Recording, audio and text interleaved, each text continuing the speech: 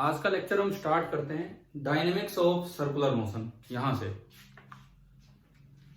लेकिन एक चीज का ध्यान रखना, एक क्वेश्चन आपके लिए मैंने पेंडिंग में छोड़ा था कि भाई फिजिक्स कम लगेगी, डायरेक्ट आंसर आएगा। कौन सा था? क्वेश्चन नंबर 9 था वो। Yes sir. पिछले सीपीपी का क्वेश्चन नंबर 9। बताओ वो किया आपने ट्राई?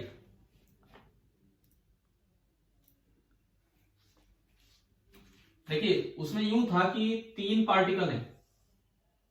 एक पार्टिकल ए है, एक पार्टिकल बी है और एक पार्टिकल सी है।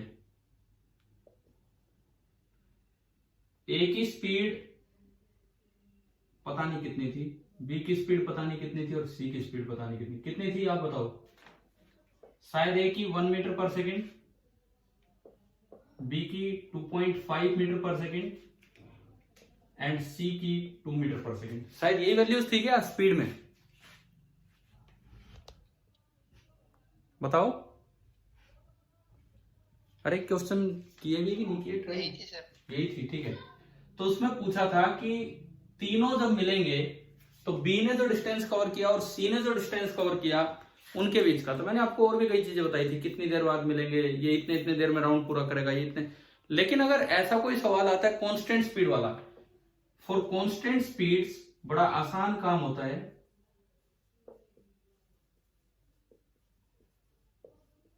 For constant speed distance is equal to speed into time. Let, अब देखिए टाइम ऑफ मीटिंग कि चलने के इतनी देर बाद ये मिले, तो टाइम ऑफ मीटिंग हमने बोल दिया टी नोट। अब स्पीड तो ए की भी कांस्टेंट है, बी की भी कांस्टेंट है और सी की भी कांस्टेंट है।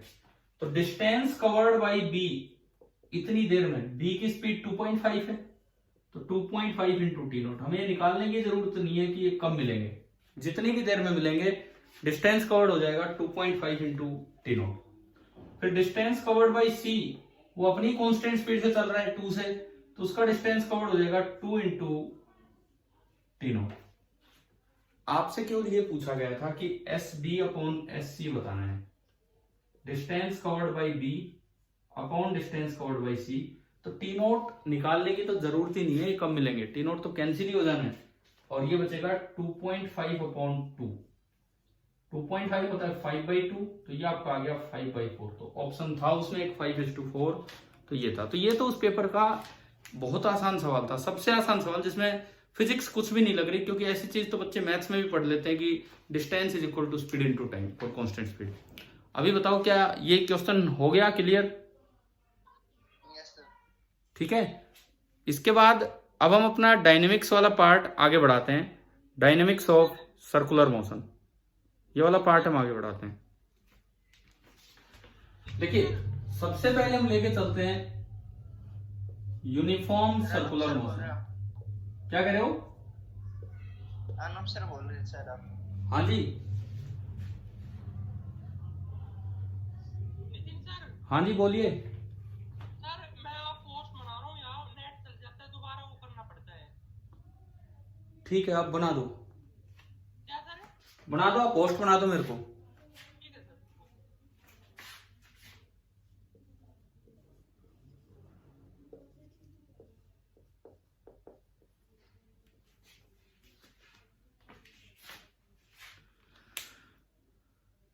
तो अभी जो हम स्टार्ट करने वाले हैं वो है हमारा uniform circular motion.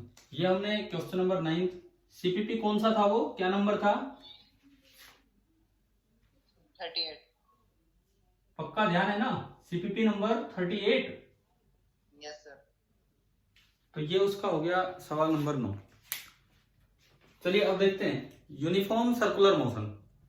Uniform circular motion वो वाला मोशन था जिसमें स्पीड लगातार कांस्टेंट रहती, स्पीड कंटिन्यूअसली कांस्टेंट रहती।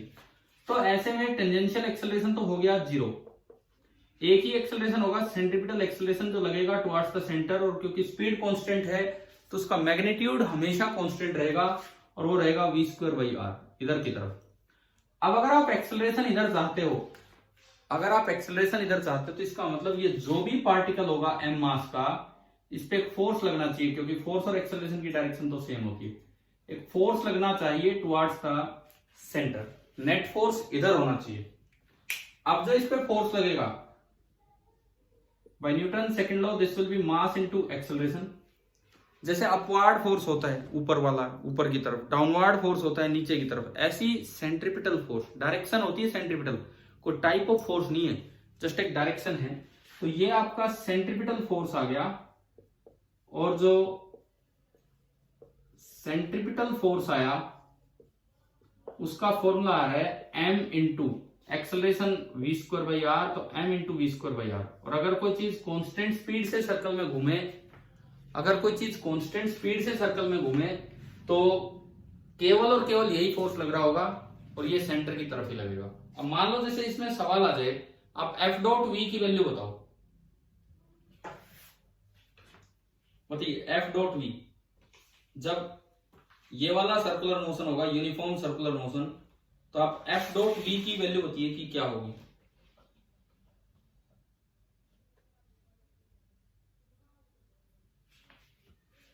बताओ, जो मैंने सवाल पूछा है यहाँ पे, इस पर्टिकुलर केस में यूनिफॉर्म सर्कुलर मोशन में F.V कितना होगा? सर 0 होगा। 0। हम कैसे निकालते हैं डॉट प्रोडक्ट? F का मैग्नीट्यूड इंटू V का magnitude into cos of angle between them, और इन दोनों के बीच का एंगल है 90 डिग्री, और कोस 90 होता है 0, यानी कि हर समय F.V 0। आगे चल के हम पढ़ेंगे, वर्क वाला जो चैप्टर स्टार्ट करेंगे, कि ये फोर्स कोई वर्क नहीं कर रहा है, तो स्पीड को चेंज नहीं कर पाएगा, केवल और केवल वेलोसिटी की डायरेक्शन चेंज हो पाएगी, स्पीड बिल्कुल चेंज नहीं होगी। आप ये बताओ, यूनिफॉर्म सर्कुलर मोशन में एक ही फोर्स लगता है, वो समझ में आ गया? किधर लगता है, कितना लगता है, क्लियर है ये चीज? ठीक है। अब देखो, एक क्वेश्चन लेते हैं, जस्ट यूनिफॉर्म सर्कुलर मोशन को समझने के लिए।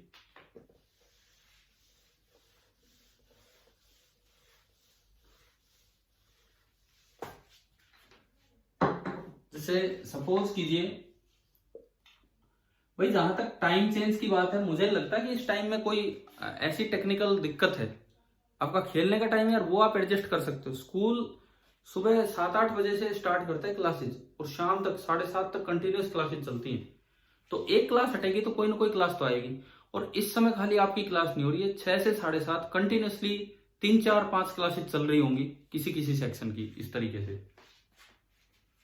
तो ये तो जस्ट एक अलग ही रिक्वेस्ट है, फालतू की रिक्वेस्ट है, तो मैं तो ऐसी कोई रिक्वेस्ट करूंगा नहीं आगे।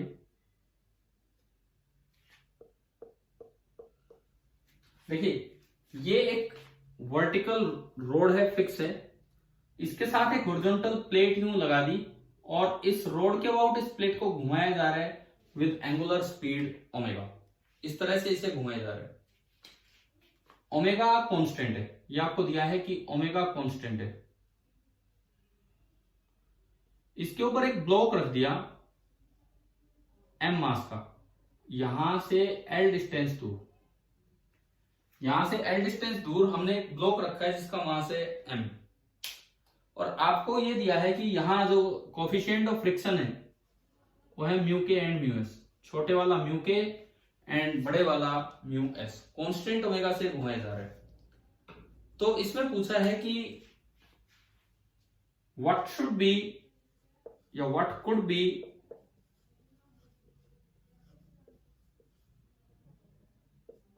the maximum value of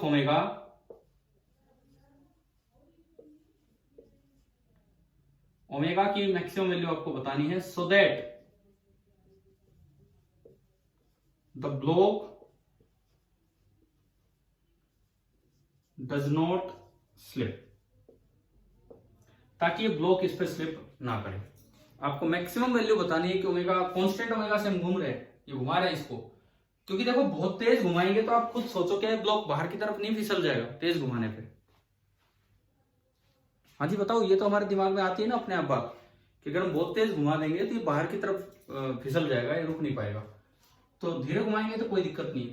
तो ज्यादा से ज्यादा ओमेगा कितना कर सकते हैं ताकि ये सीधा सीधा घूमता रहे?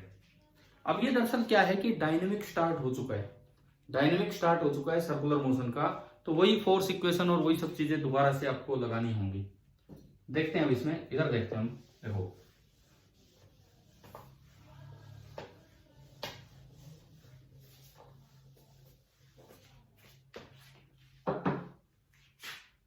ऐसे में आपको क्या करना होगा, यहां पे आप एफबीडी ऑफ एम बनाएंगे, free body diagram of M,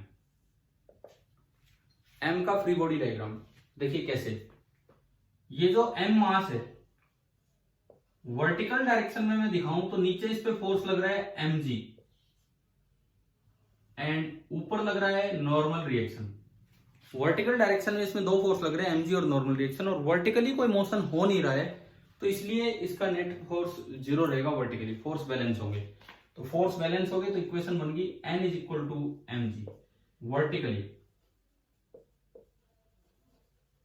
horizontal direction में बताओ इस पे कौन सा फोर्स लग रहा होगा, आप बताइए इसको देख के कि हॉरिजॉन्टल डायरेक्शन में इस पे कौन सा फोर्स लगा होगा, इस चीज का जवाब दीजिए।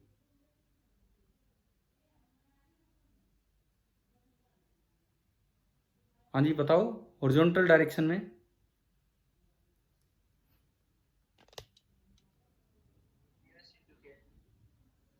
कौन सा, जोर से बोलो थोड़ा, क्या कह रहे हो? स्टैटिक फ्रिक्शन वाला। स्टैटिक फ्रिक्शन, बिल्कुल सही। स्टैटिक फ्रिक्शन लग रहा होगा, किधर लग रहा होगा वो, अंदर की तरफ कि बाहर की तरफ? देखो जैसे ही आप घुमाना स्टार्ट करोगे हमारे दिमाग में यह आएगा कि ब्लॉक किधर, ना गलत, सुनो सुनो, जैसे ही आप घुमाना स्टार्ट करोगे हमारे दिमाग में क्या आता है, ब्लॉक किधर भागना चाहेगा, ब्लॉक बाहर जाना चाहेगा कि अंदर आना चाहेगा, बताएं। जैसे ही आप घुमाना स्टार्ट करेंगे बाहर भागेगा ना ब्लॉक, ठीक है। अब फ्रिक्शन है जो उसे नहीं जाने दे रहा है, ब्लॉक बाहर भागेगा, फ्रिक्शन है जो उसे नहीं जाने दे रहा है, तो फ्रिक्शन किधर लग रहा होगा, अंदर। अंदर, समझ गए? फ्रिक्शन जो है वो अंदर की तरफ लगेगा, और क्योंकि ये स्लिप नहीं कर रहा है तो ये कौन सा फ्रिक्शन होगा, स्टैटिक फ्रिक्शन। क्या क्या कोई और भी फोर्स बचा है, बताओ बताओ, क्या कोई, कौन सा?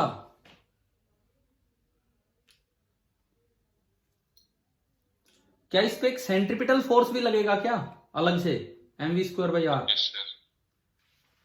नहीं। अब सुनो, मैं यही आपको बता रहा हूं, centripetal is not an extra force, it is not a type of force, it is just the direction. कोई पूछे अपवर्ड फोर्स कौन सा लग रहा है, नॉर्मल, डाउनवर्ड फोर्स कौन सा लग रहा है, mg, सेंट्रिपिटल फोर्स कौन सा लग रहा है, स्टैटिक फ्रिक्शन। क्या समझ में आया कि नहीं आया? ठीक है। अब ये हो गए सारे फोर्सेस। अब बात करें इसकी एक्सेलरेशन की, तो इसकी एक्सेलरेशन सेंटर की तरफ होगी, क्योंकि ओमेगा कांस्टेंट है, ओमेगा कांस्टेंट है तो इसका मतलब ये यूनिफॉर्म सर्कुलर मोशन में घूम रहा होगा, और यूनिफॉर्म सर्कुलर मोशन में जब कोई चीज घूमती है, यूनिफॉर्म सर्कुलर मोशन में जब कोई भी चीज घूमती है तो सेंटर की तरफ एक एक्सेलरेशन होगी, and that AC will be ω² × r, और उसका जो रेडियस है वो आपको दिख रहा है यहां से कि रेडियस कितना है, L। तो जो सेंट्रिपिटल एक्सेलरेशन होगा दैट विल बी ω² × L। क्या है आगे, क्या यहां तक समझ में, बताओ? ठीक है। अब आप न्यूटन्स लॉ लगवाएं हॉरिजॉन्टली, आपने वर्टिकली न्यूटन्स लॉ लगा दिया, अब आप न्यूटन्स लॉ लगवाएं हॉरिजॉन्टली, क्या इक्वेशन बनेगी बताइए? एक ही फोर्स लग रहा है हॉरिजॉन्टल डायरेक्शन में, net force static friction is equal to mass m into centripetal acceleration. तो आपकी इक्वेशन बनी, F स्टैटिक आपके पास आ गया mω²L। हाँ जी बताओ, क्या ये इक्वेशन समझ में आ गई आप सभी को? F स्टैटिक क्लियर हुआ यहां तक? ठीक है। अब क्या कंडीशन लगाते थे हम फ्रिक्शन में, बताओ? F स्टैटिक पे क्या कंडीशन होती है, किससे ज्यादा नहीं होना चाहिए वो, किससे ज्यादा नहीं होना चाहिए, लिमिटिंग, लिमिटिंग से। तो आप पहले F लिमिटिंग निकाल लो। F लिमिटिंग जो होगा μ × n, म्यू एस या म्यू के, ये बताएं, क्योंकि दोनों दे रखे हैं। म्यू एस या म्यू के, बोलो। एफ लिमिटिंग में म्यू एस यूज होगा या म्यू के यूज होगा? ये बातें आप क्यों नहीं बता पा रहे हो, बताओ यार। एफ लिमिटिंग में कौन सा यूज होता है? Mu S. एफ काइनेटिक में यूज होता है म्यू के। बड़ा कौन सा होता है, म्यू एस या म्यू के, अगर न्यूमेरिकल वैल्यू दी हो तो बताओ भाई। आपको एक दे दिया 0.2, एक दे दिया 0.3, कौन सा म्यू एस है, कौन सा म्यू के है क्वेश्चन में?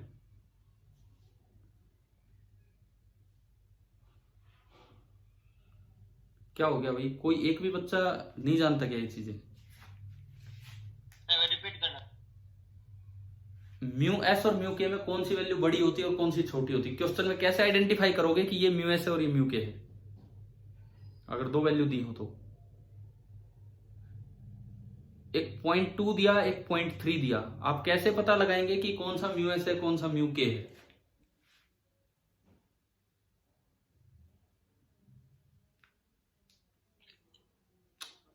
क्या किसी को भी नहीं पता, एक भी बच्चे को नहीं पता ये बात? हाँ भाई बोलो, क्लास में फिर ऐसे आगे कैसे बढ़ेंगे हम? एक्सेलरेशन हो रही है तो सर म्यू के बड़ा हो जाएगा। ना ना ना ना ना, म्यू एस और म्यू के एक्सेलरेशन पे डिपेंड ही नहीं करते हैं। म्यू एस और म्यू के कोफिशिएंट ऑफ फ्रिक्शंस हैं जो दो कॉन्टेक्ट सर्फेसिस पे डिपेंड करेंगे, कि जैसे ब्लॉक और ये प्लैंक। हमेशा म्यू एस थोड़ा सा बड़ा होता है म्यू के से। अगर आपको दो न्यूमेरिकल वैल्यू कभी भी दी हो, जैसे 0.2 और 1.3, तो 0.3 म्यू एस होगा और 0.2 म्यू के होगा। दूसरी बात, लिमिटिंग फ्रिक्शन जब आप निकालते हैं तो लिमिटिंग फ्रिक्शन में हमेशा म्यू एस का यूज करते हैं, और काइनेटिक फ्रिक्शन की बात करें तो म्यू के का। यहां स्टेटिक फ्रिक्शन लग रहा है, स्टेटिक फ्रिक्शन लग रहा है, काइनेटिक नहीं लग रहा है, क्योंकि ये प्लैंक के रिस्पेक्ट में ब्लॉक रेस्ट पे है, रिलेटिव स्लिपिंग नहीं हो रही है।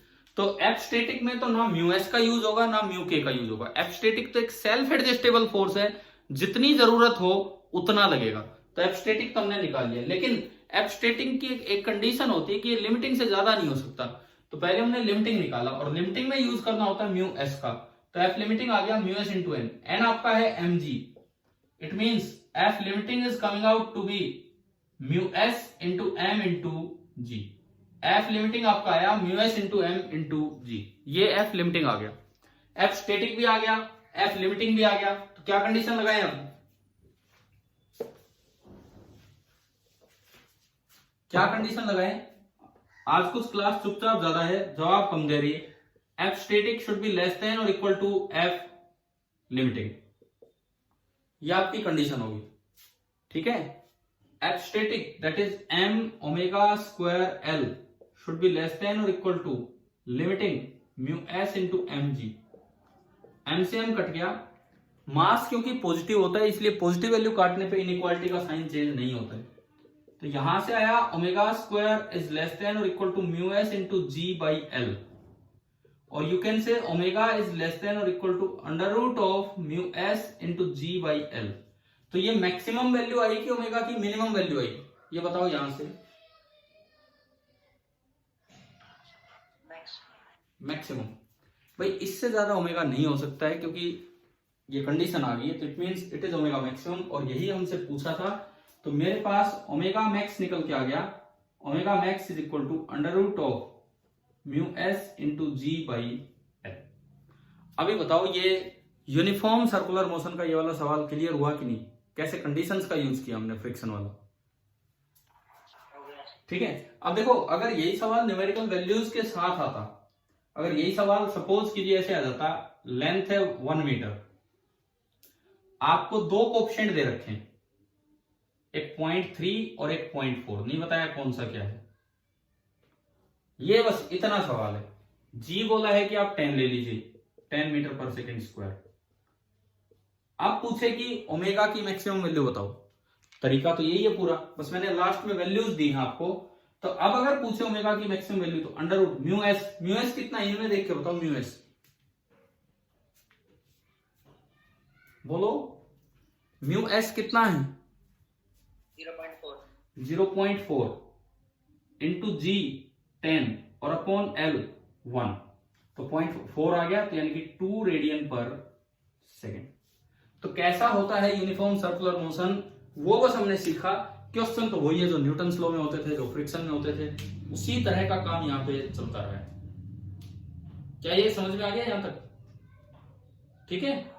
अब सुनो, सेंट्रीपिटल जो फोर्स है, सेंट्रीपिटल फोर्स वो कोई सा भी फोर्स हो सकता है। जैसे फिलहाल स्टैटिक फ्रिक्शन बन गया सेंट्रीपिटल फोर्स। धरती घूमती है सन के चारों तरफ, तो कौन सा फोर्स सेंट्रीपिटल का काम करता है? अर्थ घूमती है सन के चारों तरफ, तो कौन सा फोर्स सेंट्रीपिटल का काम करता है, बताएं। 9th में हमने पढ़ा होगा, अर्थ को सन का ग्रेविटेशनल फोर्स अट्रैक्ट करता है, Gm1m2/r²। पढ़ रखा है ना ये, ठीक है। तो जब अर्थ घूम रही होती है तो टुवार्ड्स द सेंटर, मतलब सन की तरफ, उस पर ग्रेविटेशनल फोर्स लगता है, तो वो सेंट्रीपिटल का काम करता है। आप रस्सी से बांध के पत्थर को घुमा रहे हो, रस्सी से बांध के हम यूं घुमा सकते हैं पत्थर को आराम से, ठीक है।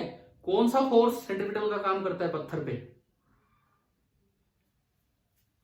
बताओ। मैं रस्सी से बांध के पत्थर को घुमा रहा हूं, तो कौन सा फोर्स सेंट्रीपिटल का काम करता है? लो चलो एक सवाल उस पे ही ले लेते हैं ताकि आपको ये समझ में भी आ जाए। एक स्टोन है, एक स्टोन है, उसको एक रोप से बांध के ये कोई बच्चा घुमा रहा है, अपने चारों तरफ ये घुमाने लग रहा है, और स्टोन का मास, बड़ा ही स्टोन बांध रखा है, मान लो 40 kg, ये खतरनाक ही बच्चा है, 40 kg का स्टोन ले रखा है, और जो कितने रेडियस में घुमा रहा है, वो रेडियस है 10 मीटर। 10 मीटर रेडियस में ये स्टोन को यूं घुमाया जा रहा है इस तरह से, और आपको ये दे दिया कि इस रोप की जो स्ट्रेंथ है, breaking strength of rope is 100 newton. क्या मतलब है इस बात का कि अगर मैं कहूं कि breaking strength of rope is 100 newton, इस बात का क्या मतलब है, बताओ। Breaking strength of rope is 100 newton, इस बात का क्या मतलब है कि अगर रस्सी में 100 न्यूटन से ज्यादा टेंशन आ गई तो रस्सी टूट जाएगी। मैक्सिमम टेंशन जो वो झेल सकती है दैट इज 100 न्यूटन। समझ में आया ना? ठीक है। अब सुने, अब आपको बताना है कि ये जब ये घुमाया जा रहा है तो ओमेगा से घूम रहा है, तो अगेन वही बात है, ओमेगा की मैक्सिमम वैल्यू आपको बतानी है कि कितनी होगी। सेम क्वेश्चन मैंने दिया, फोर्स चेंज कर दिया। पिछली बार स्टैटिक फ्रिक्शन था, इस बार बताओ कौन सा फोर्स सेंट्रीपिटल फोर्स का काम कर रहा है, बताएं। ग्रेविटेशनल कहां से आ गया? क्या आदमी है ये? सूरज थोड़ी है, अरे ये सन थोड़ी है, आदमी है ये। इतना कितना ग्रेविटेशनल फोर्स लगा देगा पत्थर पे? फिर रस्सी की क्या जरूरत थी? टेंशन इन द रोप जो होगी वो सेंट्रीपिटल फोर्स का काम कर रहा है। तो देखो आपने एफबीडी बनाया, वर्टिकल छोड़ो, हम वर्टिकल पे नहीं चलेंगे, हम केवल इसका हॉरिजॉन्टल मोशन देख रहे हैं, और ये स्टैटिक फ्रिक्शन ना होके ये टेंशन बस। और AC आप फिर से लिख सकते हैं ω² इंटू R, ये वाला। आप हॉरिजॉन्टली न्यूटन्स लॉ लगाएं, आप हॉरिजॉन्टली इस पे न्यूटन्स लॉ लगाएं, तो क्या इक्वेशन बनेगी? T is equal to mass into centripetal acceleration, तो T is equal to m into ω² R। यहां से ओमेगा आ गया T/mr का अंडर रूट। तो अगर आप ओमेगा मैक्सिमम निकालना चाहें तो that will be under root of T maximum upon mr। m और r तो फिक्स है। टेंशन की मैक्सिमम वैल्यू कितनी पहुंच सकती है रस्सी में? कितनी जा सकती है टेंशन की मैक्सिमम वैल्यू? 100 न्यूटन। तो अब अगर आप ओमेगा मैक्सिमम निकालेंगे तो ये बना under root of 100 upon mass कितना दिया 40 और रेडियस कितना दिया 10, 0 0 0 0, तो 1/4 का अंडर रूट मतलब हाफ रेडियन पर सेकेंड। मैक्सिमम ओमेगा ये दिया जा सकता है, नहीं तो रस्सी टूट जाएगी। हाफ ओमेगा, हाफ वैल्यू आ गई। बताओ क्या समझ में आया कि नहीं आया ये वाला क्वेश्चन? ठीक है। अब इसमें एक दिक्कत क्या आती है दिमाग में, बोले ठीक है ये कर दिया सवाल, तो वेट को बैलेंस कौन करेगा? पिछली बार तो नॉर्मल था, तो ये mg बैलेंस कौन करेगा ये बताओ आप। ऐसे तो पत्थर गिर जाएगा। प्रैक्टिकली अगर हम सोचें तो mg को बैलेंस कौन कर रहा है यहाँ पे?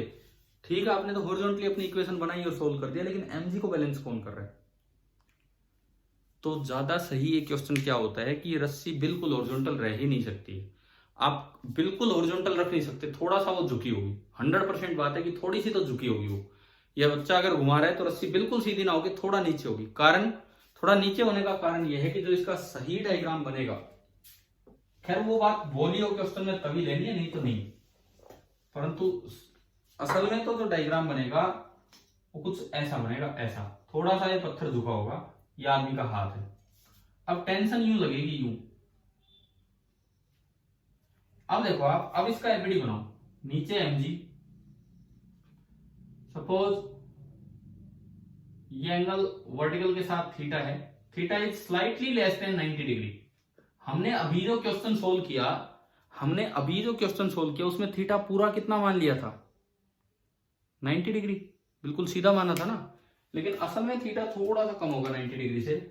तो अब अगर आप देखोगे ये थीटा तो ये भी थीटा, तो t का एक कंपोनेंट ऊपर आएगा t cos theta, and t का एक कंपोनेंट इधर आएगा t sin थीटा।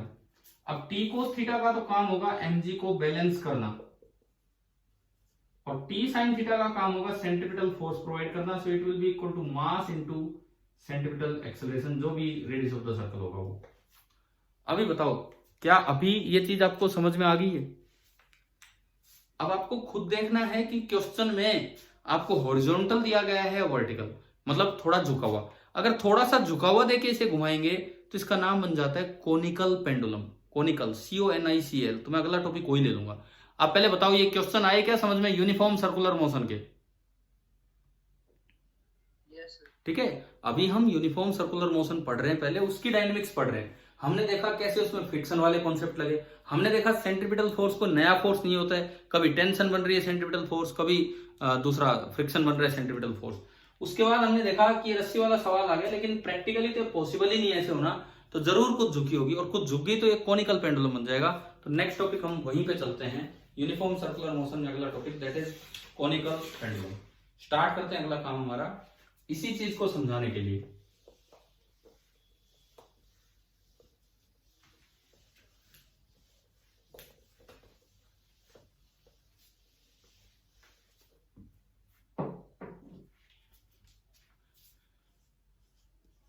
अगली जो चीज हम पढ़ रहे हैं दैट इज कोनिकल पेंडुलम।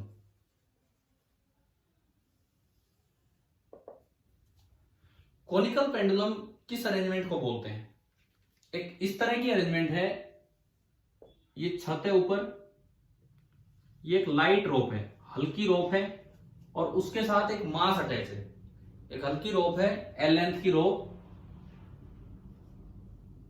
उसके साथ एक मास अटैच है जिसका मास है m, और ये बहुत ही हल्की रोप है, उसका कोई मास है नहीं, लाइट रोप है। कोनिकल पेंडुलम किसे बोलते हैं कि अगर आपने इसे इस तरह घुमा दिया कि कौन से स्ट्रक्चर ये बना दे, मतलब इसको किसी थीटा एंगल पे करके और इसको यूं घुमाया जा रहा है, ये रस्सी, ये पत्थर, ये जो भी बॉल है ये यूं घूमे जा रही है, और ये जो एंगल इसने बना रखा है थीटा, तो अपने दोनों साइड ये थीटा थीटा एंगल कवर करते हुए घूम रही है। तो आप बताओ क्या ये कौन शेप में दिखेगी कि नहीं? Yes sir. आ गए आप क्लास में? Good evening sir. Good evening. इतना लेट कैसे यार? अभी एक बार मुझे ये बताओ, पार्टिसिपेंट्स कितने हैं एट प्रेजेंट? 10 है टोटल। 10 ही पार्टिसिपेंट है, जिसमें से 2 तो मैं और स्कूल के तरफ से हो गए, तो मतलब बच्चे तो 8 ही हैं क्लास में अभी। चलिए ठीक है सर, एक्चुअली मेरे भाई की मीटिंग थी। ठीक है ठीक है और ठीक है सर को बोला भी था, फिर सर माने नहीं। ठीक है, छोड़ो। अब देखो इधर सुनो, मैं तो यही कहूंगा कि अगर हो सके तो थोड़ा टाइम पे आया करो, बिकॉज फिर नहीं तो ये जो लेक्चर मिस होता है आप लोगों को देख लेना चाहिए फिर। अभी देखें आप, कम से कम जो बच्चे लेट आए हैं स्टार्टिंग जरूर देखें कि किस तरह से आज स्टार्टिंग हुई है बाद में। अभी ये देखिए कोनिकल पेंडुलम, जब पंखा घूमता है तो पंखे की ब्लेड तो एक जगह ही होती है, बीच में गैप होता है, लेकिन जब घूमता है तो पूरा एक प्लेट नजर आती है कि नहीं, हमें डिस्क नजर आती है कि नहीं, जब आप पंखे की तरफ देखते हैं नीचे से, है ना, यूं थोड़ी दिखते कि 3 ब्लेड घूम रही है, हमें तो पूरी डिस्क नजर आती है। ऐसे ही अगर ये तेजी से घूम रही होगी तो रस्सी अलग से नजर नहीं आएगी, आप ऊपर से देखोगे तो कौन सा बनता दिखेगा, तो इसको बोलते हैं कोनिकल पेंडुलम। ये टॉपिक कहां से बन रहा है, अभी हमने एक रस्सी को यूं घुमाया था इस तरीके से, फिर मैंने कहा कि वेट बैलेंस होने के लिए उसको थोड़ा झुकना पड़ेगा, और थोड़ा झुक के अगर वो घूमेगी तो उसी का नाम क्या बन गया है, कोनिकल पेंडुलम। ठीक है, अब मान लो आपको फॉर एग्जांपल जैसे इसमें एल दे दिया जाए, गिवन क्या क्या है सुने, एल गिवन है, थीटा गिवन है कि वर्टिकल के साथ कितना इसने थीटा बना रखा है, मास ऑफ द बॉल गिवन है कि बॉल ने कितना मास है बॉल का वो, और एक्सेलरेशन ड्यू टू ग्रेविटी। आपको निकालना है पहली चीज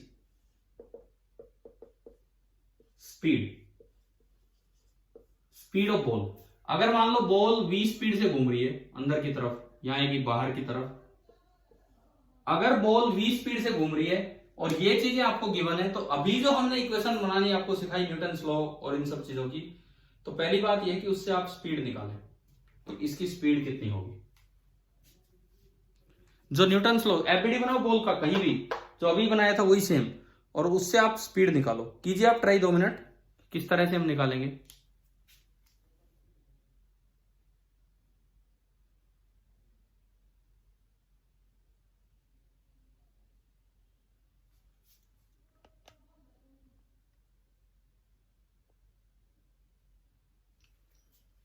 अगर आप एफबीडी ऑफ बॉल बनाते हैं, free body diagram of ball, तो ये जो बॉल है इस रस्सी ने वर्टिकल से एंगल बनाया थीटा, तो ये एंगल भी थीटा हो गया।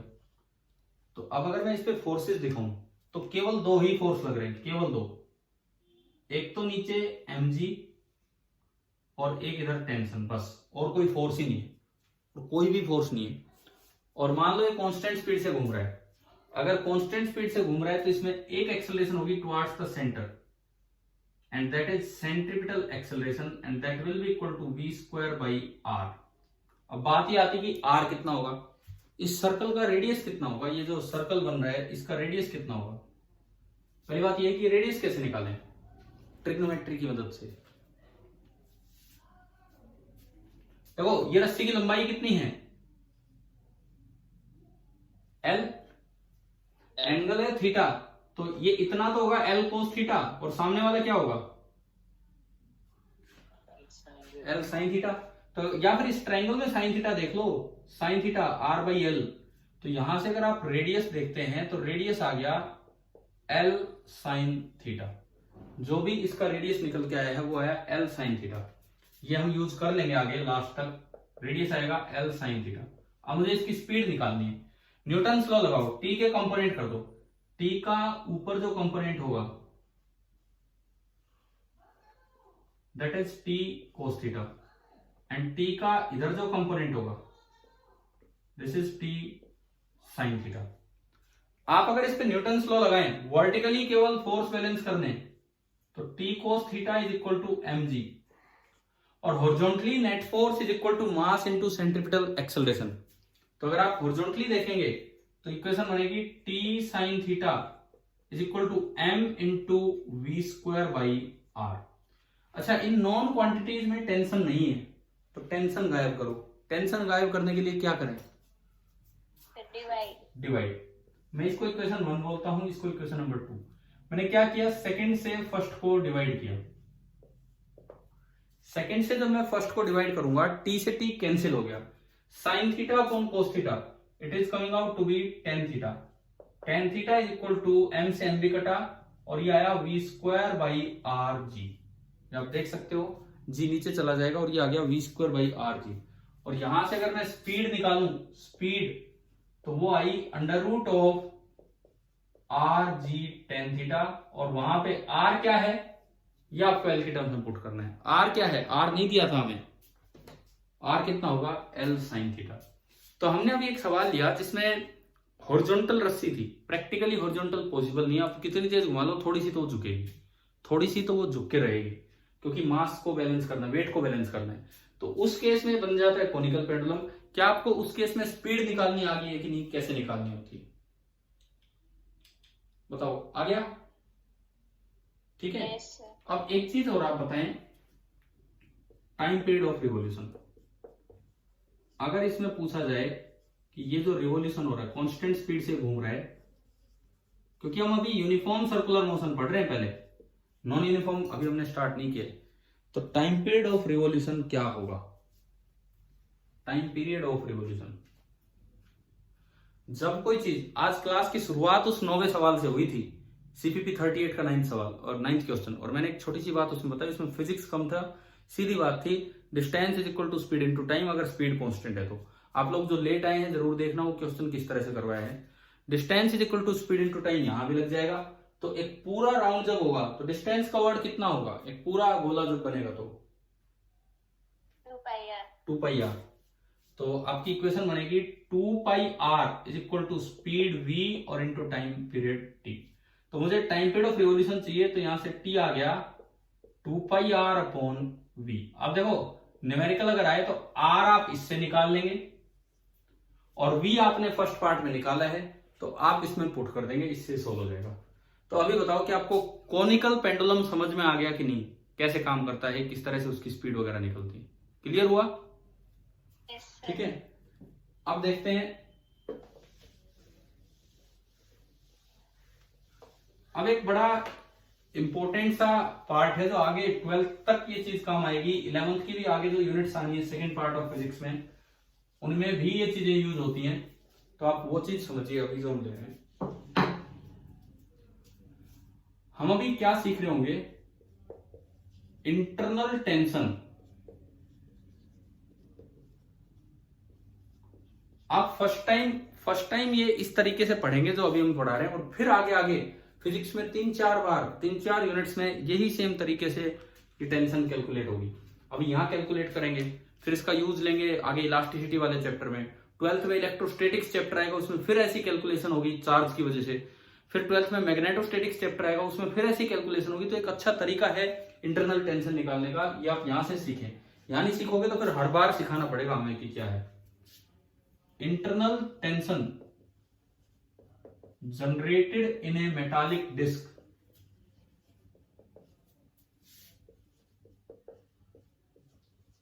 revolving uniformly about its axis।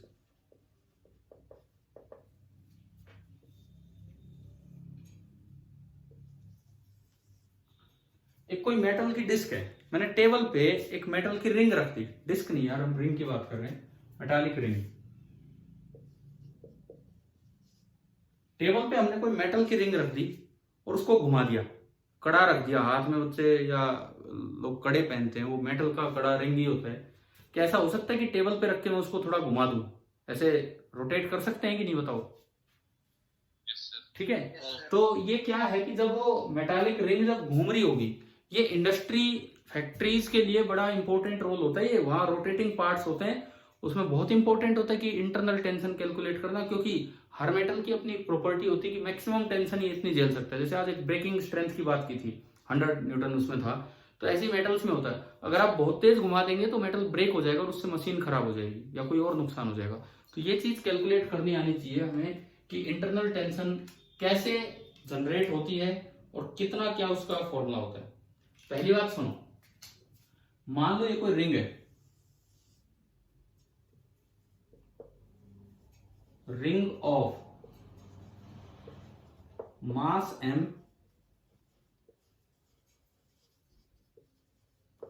And radius r, रखिए, ये वर्टिकली नहीं है, ये हॉरिजॉन्टली रखिए, टेबल पे रखी हुई है रिंग, और इसको इसी के एक्सिस के अबाउट घुमाया जा रहा है, इसी के एक्सिस के अबाउट इसको घुमाया जा रहा है विद एंगुलर स्पीड ओमेगा। इस तरह से घूम रही है कि इसके हर लीनियर पार्ट की स्पीड है v, हर पार्ट की लीनियर स्पीड है v और एंगुलर स्पीड है ओमेगा, और इसका जो रेडियस ऑफ द रिंग है वो है r और मास है m। तो इसके अंदर इंटरनली खिंचाव बन जाता है, रिंग के अंदर इंटरनल टेंशन बन जाती है। पहली बात, उसका फॉर्मूला हमें याद रखना है कि वो जो इंटरनल टेंशन बनती है, बड़ा इंपॉर्टेंट फॉर्मूला है, उसका फॉर्मूला होता है mv²/2πr। या फिर अगर आप v को ओमेगा r रख दें, भाई इसमें देखो तो ये v बराबर ओमेगा r है, तो अगर आप v को ओमेगा r रख दें तो बताओ क्या बना ये।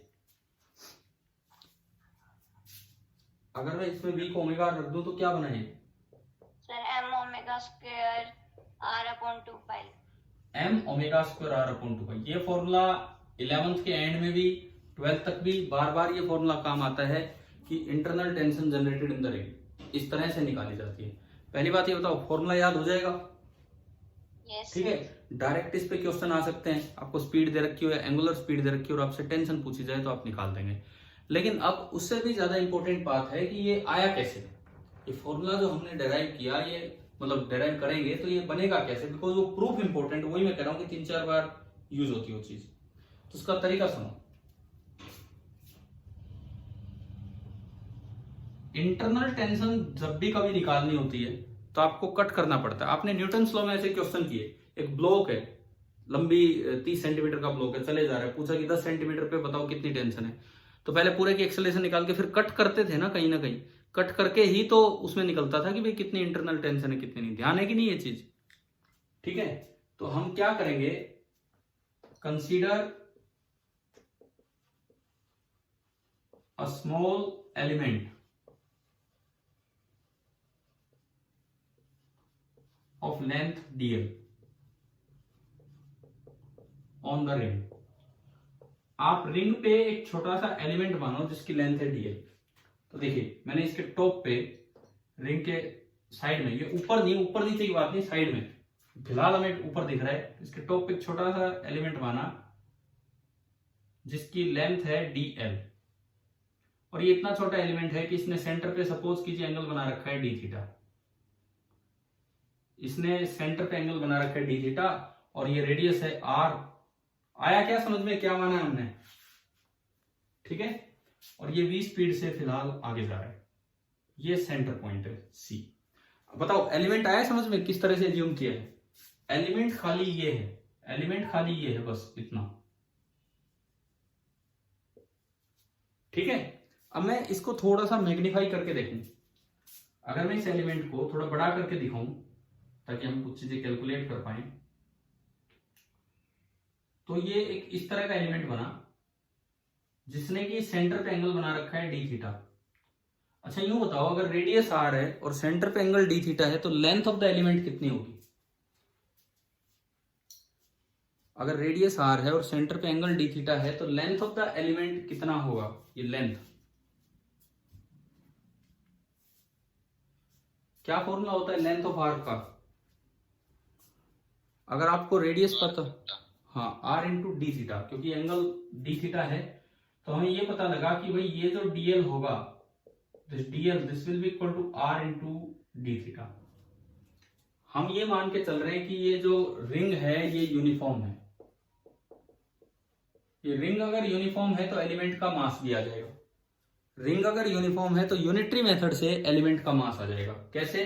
पूरी लेंथ कितनी है रिंग की बताओ, पूरी लेंथ, पूरी लेंथ कितनी है? 2πr। कोई बच्चा बोल ही नहीं रहा, पूरी लेंथ कितनी है? 2πr। 2πr का मास है m, यूनिट लेंथ का कितना होगा? m/2πr। हमें कितनी लेंथ का मास चाहिए? rd थीटा का। तो rd थीटा का जो मास होगा वो इंटू rd थीटा और कर देंगे, तो r से r गया। तो इस छोटे से एलिमेंट का, इस छोटे से एलिमेंट को तो हमने मैग्नीफाई करके दिखा दिया, जो मास होगा dm, this will B m/2π into D theta. क्या इतनी बात आ गई है समझ में? यस। ठीक है, अब इसका एफबीडी बनाए। पहला फोर्स वेट dm इंटू जी किधर लगेगा? किधर लगेगा dm इंटू जी? नीचे। नीचे किधर, इधर, ये बताओ इधर, ये टेबल पे रखी है, हॉरिजॉन्टल प्लेन में रखी है, तो mg नीचे यूं लगेगा, यूं अंदर की तरफ। उसको बैलेंस करने के लिए नॉर्मल बाहर लग रहा होगा, तो वो फोर्स तो हमें देखने ही नहीं, बिकॉज हमारे लिए जो बोर्ड का प्लेन फिलहाल हॉरिजॉन्टल प्लेन बना हुआ है, तो हमें तो केवल यहीं के फोर्सेस देखने की कौन कौन से। बताएं क्या आ रही बात समझ में, क्या बता रहा हूं मैं? Yes. mg यूं मत लगा देना, mg अंदर की तरफ लगेगा, नॉर्मल बाहर लगेगा, तो वो अपने आप बैलेंस हो जाएंगे, तो वो तो देखना ही नहीं। हॉरिजॉन्टली फोर्स लगेगा, आपने इसको दोनों साइड से काटा है, टेंशन एक पुलिंग फोर्स है, तो जो इधर वाली रोप होगी, रोप नहीं मतलब रिंग, इधर वाली जो रिंग होगी ये वाली, ये इसको अपनी तरफ खींच रही होगी with some tension T, internal tension यही तो होती है इंटरनल टेंशन। इधर वाली रिंग इसको अपनी तरफ खींच रही होगी with some tension T, similarly इधर वाली रिंग इसको अपनी तरफ खींच रही होगी विद सम टेंशन T। आप रस्सी को कहीं से काटते हो तो हर जगह से पुल करती है, पुश कभी नहीं करती, तो वही चीज यहाँ पे। आप बताओ क्या ये हॉरिजॉन्टल एफबीडी समझ में आया कि दो टेंशन लगेंगी T और T, ठीक है। अब हम ये देखें, मैंने एंगल बाइसेक्टर बनाया, तो एक साइड का एंगल होगा d थीटा बाई 2, दूसरी साइड का भी d थीटा बाई 2, इसके पैरेलल लाइन लगाई, ये d थीटा बाई 2, तो ये भी कितना, सिमिलरली इधर ये d थीटा बाई 2, तो ये भी आपका d थीटा बाई 2, तो ये 90 माइनस d थीटा बाई 2, तो अगेन ये वाला एंगल कितना हो गया, d थीटा बाई 2। सिमिलरली यहां अगर आप देखें ये 90 माइनस d थीटा बाई 2, तो फिर 90 में से घटाएंगे तो ये d थीटा बाई 2। आप बताओ टेंशन के आसपास एंगल पहुंचा दिया आपने कंपोनेंट करने के लिए, Yes, sir. ठीक है। तो अब आप देखो t का इधर कंपोनेंट, t का इधर component t cos d theta by 2, और t का नीचे component t sine d theta by 2। Similarly यहां t का इधर component t cos d theta by 2, and t का नीचे component t sine d theta by 2। अब अगर मैं इसमें देखूं तो t cos d theta by 2 दोनों कैंसिल हो रहे हैं, इस एलिमेंट पे एक उधर लग रहा है और एक इधर लग रहा है, और t sine d theta by 2 जुड़ रहे हैं। क्या ये बात आ रही है समझ में आपको? Yes, sir. तो जो नेट फोर्स है, नेट फोर्स इस एलिमेंट पे हॉरिजॉन्टली कितना बना, नेट फोर्स इस एलिमेंट पे हॉरिजॉन्टली कितना बना, t sine d theta by 2 and t sine d theta by 2। नीचे की तरफ कितना फोर्स बन रहा है बताओ, 2t sin theta. 2t sine d theta by 2। अब देखो आप, वो तो हमने मैग्नीफाई करके देखा ताकि उसका पता लगे कि भाई कितना फोर्स है। अब आप, ये तो एक पॉइंट एलिमेंट था, हमने एक छोटा सा एलिमेंट माना था, अब मैं उसका बनाता हूं horizontal FBD, horizontal FBD free body diagram of point element. ये जो भी आपका पॉइंट एलिमेंट बनेगा, इस पॉइंट एलिमेंट का आपको हॉरिजॉन्टल फ्री बॉडी डायग्राम बनाना है। तो ये मास है dm, हॉरिजॉन्टली इस पे, अब नीचे की तरफ, नीचे नहीं है, हॉरिजॉन्टल डायरेक्शन है, एक ही फोर्स बना है, and that is 2t sine of d theta by 2। आया क्या यहां तक समझ में? मास है इसका dm जो उधर लिखा हुआ है। अब देखो जिस तरह से घूम रहा है, ये v स्पीड से जा रहा है, तो टुवर्ड्स द सेंटर इसमें एक एक्सेलरेशन होगी, and that acceleration should be equal to v square by r। आ गया समझ में? ठीक है। अब आप इस पे न्यूटन लॉ लगाओ। भाई मैं ये मिटा दूं क्या अगर ये क्लियर हो गया हो तो? Yes, sir. ठीक है। अब हम न्यूटन लॉ लगाएं,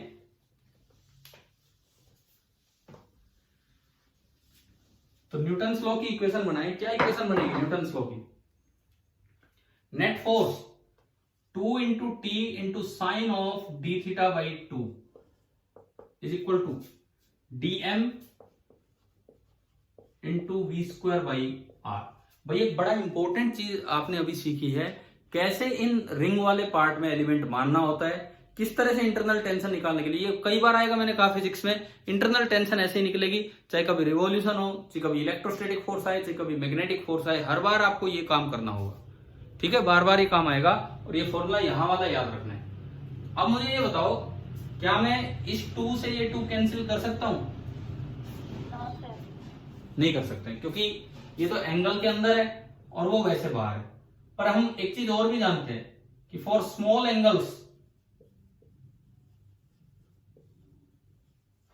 एंगल्स आपने पढ़ा होगा कि sine theta is nearly equal to theta. पढ़ा है कहीं भी? अभी यूज कर लिया हमने कभी ये? Yes sir. For small angles sine theta is nearly equal to theta, cos theta is nearly equal to 1 minus theta square by 2, या उसको कई बार 1 ही ले लेते हैं, and tan theta is nearly equal to theta. For small angles sine theta is nearly equal to theta, cos theta is nearly equal to 1 minus theta square by 2, जिसको हम 1 ही ले लेते हैं बहुत बार, और tan theta is nearly equal to theta. तो अगर हम इसका यूज करें तो ये बनता है कि sine of D theta by 2, D theta ही बहुत छोटा एंगल है तो बाई 2 तो और भी छोटा होगा, तो आप इसको लिख सकते हैं डी थीटा बाई 2। तो आपने ये यहां रखा, तो 2 into t into D theta by 2 is equal to dm. Dm आपने निकाला था अभी थोड़ी देर पहले बाई यूनिटरी मेथड, तो वो निकल के आया था m upon 2 pi into D theta. याद है ना आपको? ये डीएम आया था, ठीक है, और into we square by r. अब देखो, अब तो ये 2 से 2 कैंसिल हो गया, अब कोई दिक्कत नहीं है, अब 2 से 2 कैंसिल हो गया। दूसरी बात, अब डी थीटा से डी थीटा भी कैंसिल हो गया, तो बताओ यहां से टेंशन क्या आ गई? Internal tension mv square upon 2 pi r, और अगर आप v को ओमेगा आर रख दें तो फिर ये दूसरा फॉर्मूला। क्या ये प्रूफ आपको समझ में आया कि नहीं आया सभी बच्चों को? ठीक है, ज्यादा इंपॉर्टेंट था कि रिंग में ये एलिमेंट कैसे मानना है। अगर इसमें कोई दिक्कत लगे, आप क्लास के बाद एक बार फिर से अटेंड करके देखना, कोई भी दिक्कत लगे तो दोबारा पूछना, बिकॉज ये चीज बहुत इंपॉर्टेंट है और बार बार ये चीज यूज होती है इस तरीके से। ठीक है, आगे बढ़ेंगे। अभी मैंने आपकी एक रिवाइज लिस्ट डाली थी आपके उस पर, वो कल एक गलती से क्वेश्चन का आंसर हमने सी लगा दिया था और वो था बी, तो आप लोगों ने देख लिया होगा शायद, आपके ग्रुप पे एक रिवाइज लिस्ट भी डाली गई है उसी टेस्ट, है ना? कुछ थोड़े बहुत नंबर कम ज्यादा हुए हैं किसी भी बच्चे के, या तो 5 बढ़े हैं या कम हुए, कुछ इस तरह का सिस्टम हुआ है। बड़े ही है ज्यादातर बच्चों के, कम नहीं हुए थे उसमें किसी के भी, इस तरह का काम हुआ था। बट टॉपर अभी भी 2 ही हैं, जो 2 पहले थे वही दोनों अब हैं उस लिस्ट में टॉपर। कोई बात नहीं, चलिए वो टेस्ट आपका था काइनेमेटिक्स ऑफ सर्कुलर मोशन पे। क्या अब वो पूरा पेपर समझ में आ चुका है ढंग से? Yes sir. कुछ क्वेश्चंस उसमें काफी अच्छे थे, जैसे वो लपेटने वाला, रील के ऊपर वो लपेटती जाती है वो वाला, थोड़ा नया सवाल था वो, है ना? एक वो स्पीड रिडक्शन ड्राइव वाला, समझ गए हो? कुछ ऐसे थे जिनमें इंटीग्रेशन डिफरेंशिएशन का यूज हो रहा था, जैसे एक राउंड पूरा होना हुआ, AC AT बराबर होना हुआ, उस तरह की बातें। तो एक अच्छा पेपर था, कुछ आसान भी थे। सबसे आसान सवाल वो था जो मैंने आपके लिए छोड़ा था, सबसे आसान सवाल। मैंने कहा था कि फिजिक्स कम लगेगी तो आप बताना, तो एक बच्चे ने मेरे पास भेजा भी, बट कोई बात नहीं, ठीक है। मैंने आज स्टार्टिंग में वो उसका सॉल्यूशन दिया है, जो लेट आए हो वो जरूर देखना, बाकियों को समझ में आ गया होगा। अच्छा, अब देखो, अब क्या कह रहे हो? जो आपके पास सेंड किया था वो गलत था? गलत नहीं था, लेकिन उतना करने की जरूरत नहीं थी, उसका केवल लास्ट स्टेप ही बहुत था। आप देखेंगे, आप कम से कम एक बार सॉल्यूशन इसी वीडियो में दोबारा देखना कि किस तरह से जब ये अपलोड हो जाए तब, कि कैसे सॉल्यूशन किया है। आपका सही था, लेकिन आपका लास्ट स्टेप ही बहुत था। देखो, हमारा टॉपिक चल रहा है डायनेमिक्स ऑफ सर्कुलर मोशन, और उसमें हम पहले चला रहे हैं यूनिफॉर्म सर्कुलर मोशन, उसी की डायनेमिक्स अभी जारी थी। और अब जो अगला टेस्ट होगा, जब भी होगा आपका डायनेमिक्स पे होगा, सर्कुलर मोशन की डायनेमिक्स पे। काइनेमेटिक्स पे मैंने अभी लिया ही है, तो अब तैयार रहें। चाहे इस क्लास में 8 से 10 बच्चे ही हों, 8 ही बच्चे हों, पता नहीं क्यों इतने कम हैं।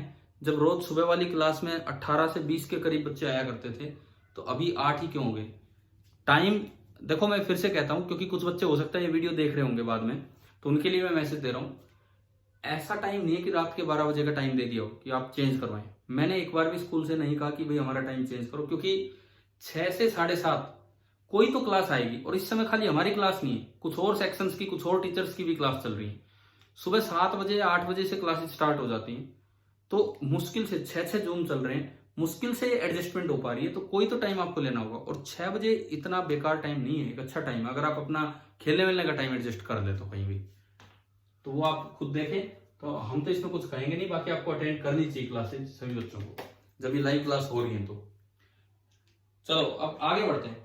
अब यूनिफॉर्म सर्कुलर मोशन के बाद अब हम आते हैं कि नॉन यूनिफॉर्म सर्कुलर मोशन की डायनेमिक्स की अगर मैं बात करूं तो उसमें किस तरह से क्या कुछ होगा, कौन से फोर्सेस बढ़ जाएंगे। देखो अगर हम बात करें नॉन यूनिफॉर्म सर्कुलर मोशन, आज मैं दोनों का एक थोड़ा थोड़ा आपको आइडिया दे रहा हूं, यूनिफॉर्म सर्कुलर मोशन का भी और नॉन यूनिफॉर्म सर्कुलर मोशन का भी। अब हम बात कर रहे हैं नॉन यूनिफॉर्म सर्कुलर मोशन के डायनेमिक्स की। अगर नॉन यूनिफॉर्म सर्कुलर मोशन होगा तो दो केस होंगे, या तो speed is increasing with time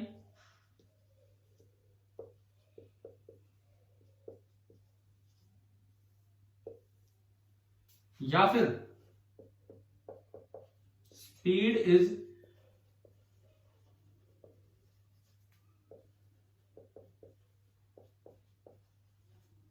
decreasing with time. या तो स्पीड टाइम के साथ कम हो रही होगी या बढ़ रही होगी, दोनों केस। दोनों ही केस में टेंजेंशियल एक्सेलरेशन होंगी। मान लो ये इस तरह से घूम रहे हैं, एंटी क्लॉकवाइज सेंस में घूम रहे हैं। अगर आप इसकी बात करें, सर्कुलर मोशन है तो एक एक्सेलरेशन सेंटर की तरफ तो रहेगी रहेगी। अगर स्पीड इंक्रीज हो रही है तो टेंजेंशियल एक्सेलरेशन वेलोसिटी के अलोंग होगी। वेलोसिटी इधर है तो ये ऊपर की तरफ ही होगी, इसको बढ़ाने के लिए। अगर स्पीड कम हो रही होगी टाइम के साथ, अगर जो है स्पीड टाइम के साथ डिक्रीज हो रही है, तो अब अगर आप इसमें बात करें तो सेंट्रीपिटल एक्सेलरेशन इधर होगी लेकिन टेंजेंशियल एक्सेलरेशन वेलोसिटी से अपोजिट होगी। अच्छा, जिधर एक्सेलरेशन होगी उधर फोर्स भी होगा, तो इसका मतलब एक फोर्स तो सेंटर की तरफ लग रहा होगा, सेंट्रीपिटल फोर्स, और एक फोर्स अलोंग द टेंजेंट लग रहा होगा, टेंजेंशियल फोर्स। ये सेंट्रीपिटल फोर्स है, ये टेंजेंशियल फोर्स है। और जो नेट फोर्स आप निकालेंगे, नेट फोर्स वो इस तरह होगा और वो वेलोसिटी के साथ किसी थीटा एंगल पे है। इस वक्त वो वेलोसिटी के साथ किसी थीटा एंगल पे है। पहली बात, सेंट्रीपिटल फोर्स होगा mass of the particle into centripetal acceleration, यानी कि m into we square by r या ओमेगा स्क्वायर आर। जो टेंजेंशियल फोर्स होगा that will be mass into tangential acceleration at, जो आपका होता है d by D t of mod v। जो नेट फोर्स होगा, क्योंकि 90 डिग्री पे दोनों बन रहे हैं, so this will be equal to under root f c square plus f t square. And अगर वेलोसिटी और फोर्स के बीच का एंगल थीटा है, अगर वेलोसिटी और फोर्स के बीच का एंगल थीटा है तो टेन थीटा यहां पे बनेगा F centripetal upon F tangential, F centripetal upon F tangential. अब उधर चले, उसमें वेलोसिटी तो ऊपर है यूं, लेकिन सेंट्रीपिटल फोर्स इधर है और टेंजेंशियल फोर्स इधर है, तो जो नेट फोर्स बनेगा, नेट फोर्स वो इधर आएगा F, नेट फोर्स इधर आएगा और वेलोसिटी के साथ नेट फोर्स का एंगल हमने बोल दिया थीटा। फिर से वही बात है, ये दोनों फॉर्मूले बिल्कुल सेम रहेंगे, जो इधर वाले फॉर्मूले वही उधर वाले फॉर्मूले। जो नेट F आएगा वो अब भी ऐसे आएगा under root of f c square plus f t square. और हमने माना कि वेलोसिटी और फोर्स के बीच का एंगल है थीटा, तो ये एंगल कितना बचा, वेलोसिटी और फोर्स के बीच का एंगल थीटा है, तो ये कितना बचा इधर 180 डिग्री माइनस थीटा, है ना। तो अब अगर आप इसमें ये वाला रिलेशन लगाओगे इधर, तो ये बनेगा tangent of 180 degree minus theta. अगर फोर्स और वेलोसिटी के बीच का एंगल थीटा है, so this is equal to f c upon f t. यही डायनेमिक्स है, डायनेमिक्स यही है नॉन यूनिफॉर्म सर्कुलर मोशन की। हाँ, बस होना क्या है, वो कभी सेंट्रीपिटल फोर्स फ्रिक्शन होगा, कभी टेंजेंशियल फोर्स कोई और होगा, बस उन्हीं चीजों को अप्लाई करना है जो आप न्यूटन लॉ में करते हैं, वही चीज अप्लाई होगी। अब इसमें ये बताओ, अगर इसमें एफ डॉट भी पूछा जाए, पॉजिटिव, नेगेटिव और जीरो, इस वाले केस में एफ डॉट भी पूछा जाए तो पॉजिटिव, नेगेटिव और जीरो, पॉजिटिव, क्योंकि एंगल एक्यूट है और एक्यूट एंगल का कोस थीटा पॉजिटिव होता है। और अगर इसमें एफ डॉट भी पूछा जाए, क्या होगा, पॉजिटिव, नेगेटिव और जीरो, नेगेटिव, क्योंकि इसमें एंगल एफ और वी के बीच का ऑब्ट्यूज है। और जो यूनिफॉर्म सर्कुलर मोशन था उसमें एंगल बन रहा था 90 डिग्री का, और अगर 90 डिग्री का एंगल बनेगा तो जो एफ डॉट वी होगा वो एग्जैक्टली आपका जीरो हो जाएगा। 90 डिग्री वाले एंगल पे एफ डॉट वी जो था वो एग्जैक्टली आपका 0 हो जाएगा। तो आप बताओ क्या डिफरेंस क्या आया है, यूनिफॉर्म से नॉन यूनिफॉर्म सर्कुलर मोशन की तरफ चलेंगे तो बस एक एक्स्ट्रा फोर्स बढ़ गया है अलोंग द टेंजेंट, और कोई डिफरेंस नहीं है। क्या यहां तक की बात आ गई है समझ में? Yes sir. ठीक है, अब मैं एक बार एक क्वेश्चन लेता हूं एच.सी. वर्मा बुक से। एच.सी. वर्मा बुक मैंने खोली है, दिख गया होगा आपको, ये एच.सी.वी पेज नंबर 115 है। अगर आपके पास बुक है तो आप एक बार निकालो, H C. Verma concepts of physics, H C. Verma part first, page number 115। निकालिए एक बार ये बुक, ताकि हम नॉन यूनिफॉर्म मोशन पे कोई सवाल लेके देखें, समझें कि भाई वही न्यूटन लॉ लगने हैं, वही फ्रिक्शन लगने हैं, बस यहां पे एक एक्स्ट्रा चीज ऐड हुई है और कुछ नहीं। निकाल लीजिए बुक। सर एक मिनट। निकाल ली sir. H C V part first, page number 115।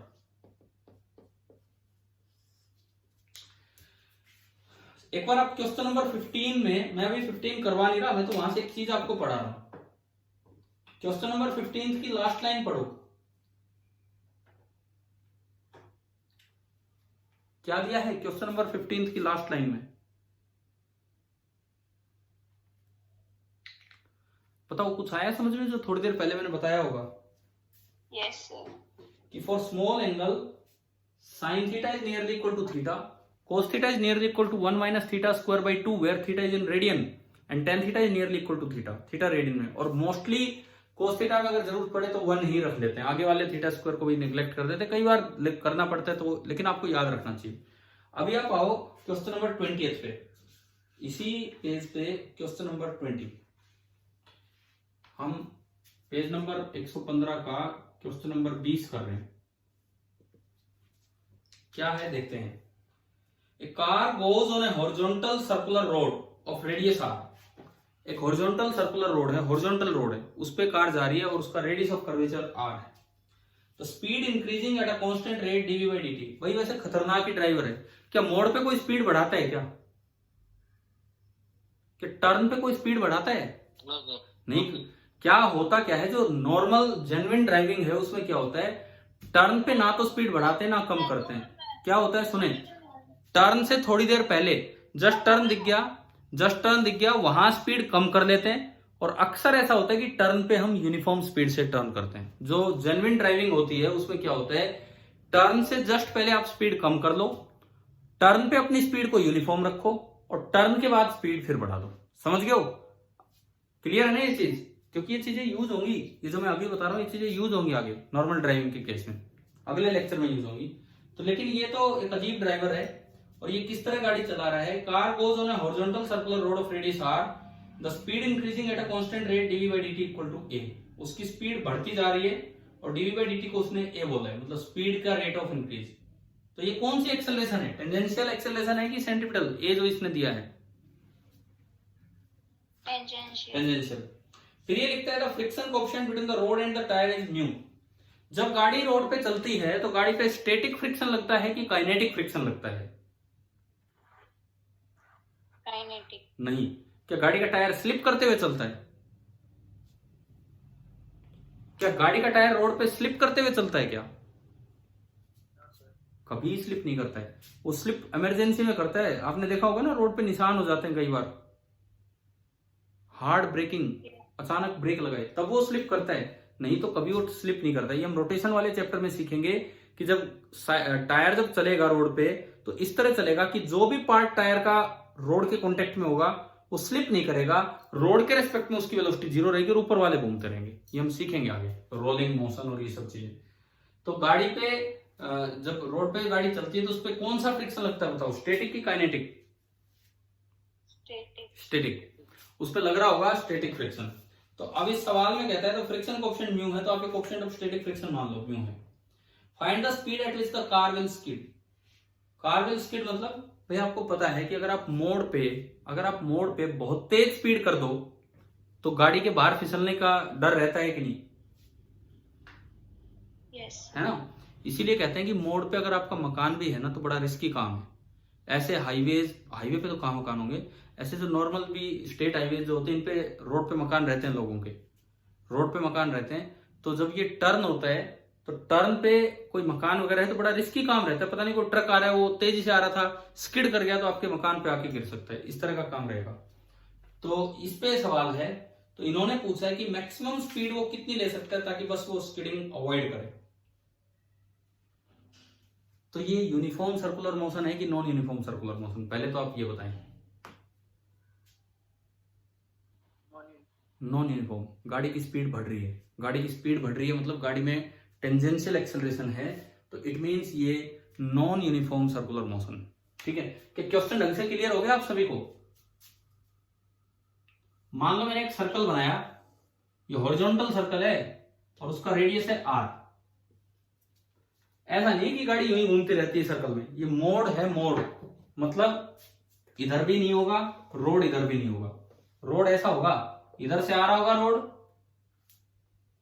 इधर से रोड आ रहा होगा, गाड़ी आई होगी और इधर ये रोड जा रहा होगा। अब बताओ टर्न कैसा होता है, क्या समझ में आ गया?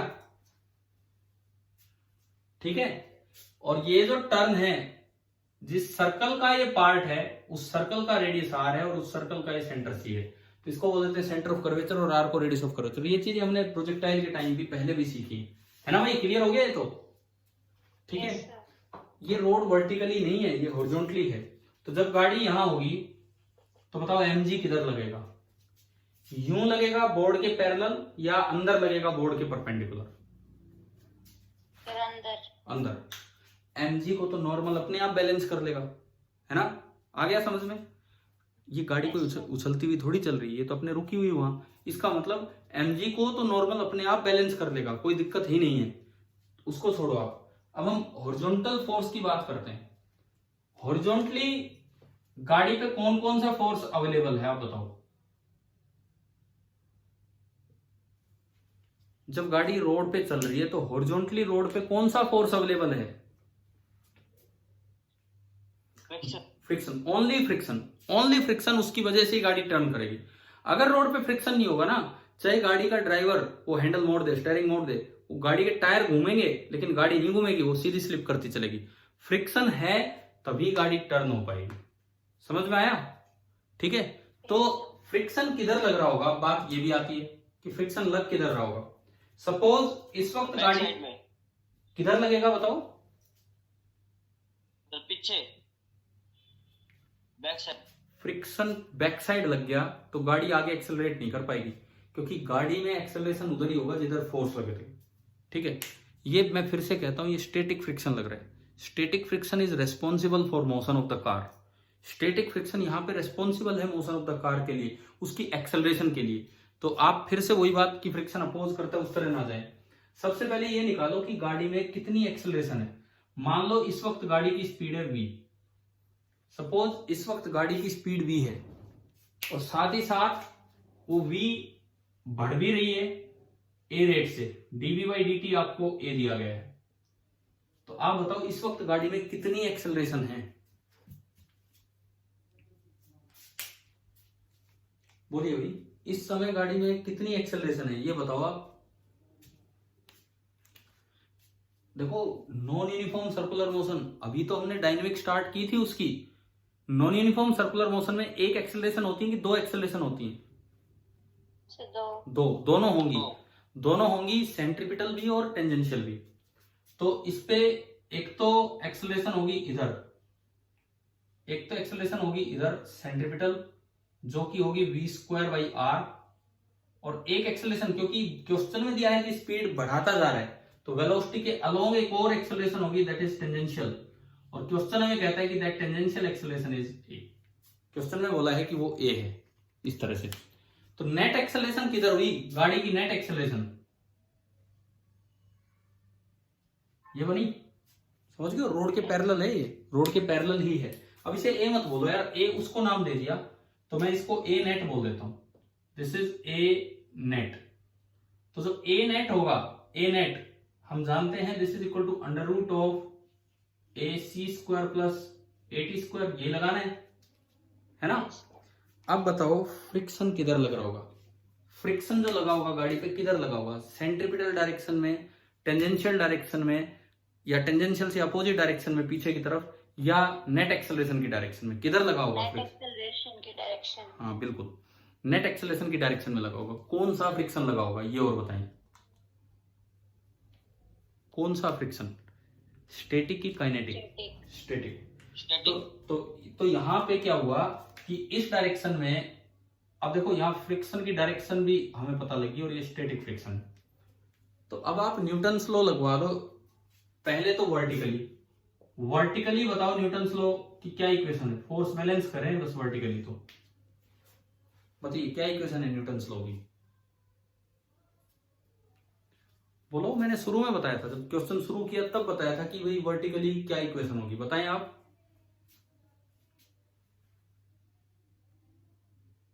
वर्टिकली कौन कौन से फोर्स लग रहे हैं इस गाड़ी पे जब गाड़ी रोड पे चल रही है तो?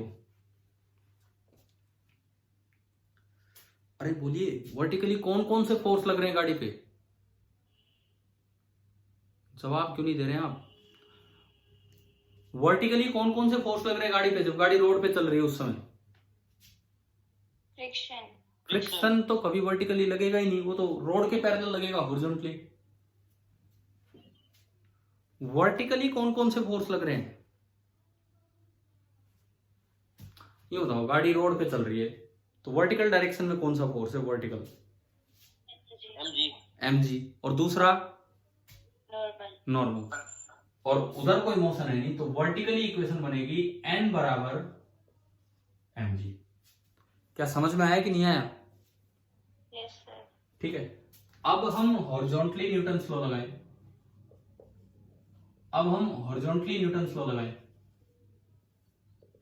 हॉरिजॉन्टली न्यूटन्स लॉ की इक्वेशन बताओ क्या बनेगी?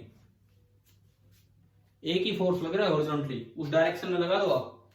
स्टैटिक फ्रिक्शन हाँ is equal to mass into net acceleration. देखो बिल्कुल सेम ऐसा ही क्वेश्चन मैंने यूनिफॉर्म सर्कुलर मोशन में करवाया था, जब उस स्केल के ऊपर, उस प्लेट के ऊपर, उस प्लैंक के ऊपर वो ब्लॉक रखा था। क्या ऐसी दो इक्वेशन बनी थी कि नहीं वहां? n बराबर mg, और उसमें बस फ्रिक्शन सेंटर की तरफ लग रहा था क्योंकि उसमें टेंजेंशियल एक्सेलरेशन नहीं थी। यहां फ्रिक्शन को दोनों काम करने पड़ रहे हैं, तो वो टेंजेंशियल डायरेक्शन में भी लग रहा है और सेंट्रिपिटल में भी, दोनों साइड कंपोनेंट है। तो बताओ ये आगे इक्वेशन लगानी, ठीक है? तो मैं अगर a नेट की वैल्यू रखूं इसमें, तो जो स्टैटिक फ्रिक्शन आया m into under root of AC that is v square by r and AT that is A। हाँ भाई Fs आ गया, ठीक है। अभी हमने उस सवाल में भी सीखा, फ्रिक्शन में भी सीख के आए, जब Fs आ जाता है तो उस पर कंडीशन कैसे लगाते हैं? जो भी आपका Fs आया उस पर कंडीशन कैसे लगाएंगे बताओ?